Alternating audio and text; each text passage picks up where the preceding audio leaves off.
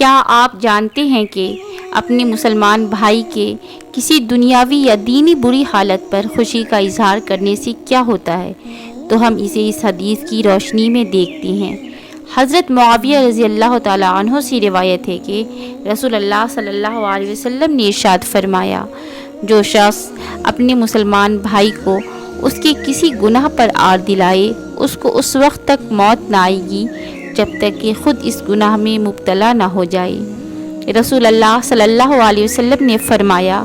اپنے مسلمان بھائی کی کسی دنیاوی یا دینی بری حالت پر خوشی کا اظہار مت کرو،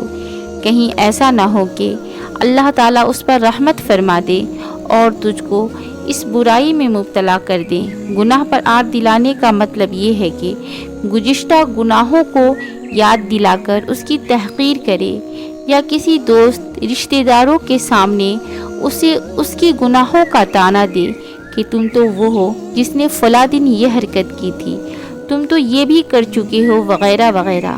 اللہ تبارک و تعالیٰ ایسے شخص سے نیک اعمال کی توفیق چھین کر گناہوں سے بچنے کی صلاحیت بھی ختم کر دیتا ہے۔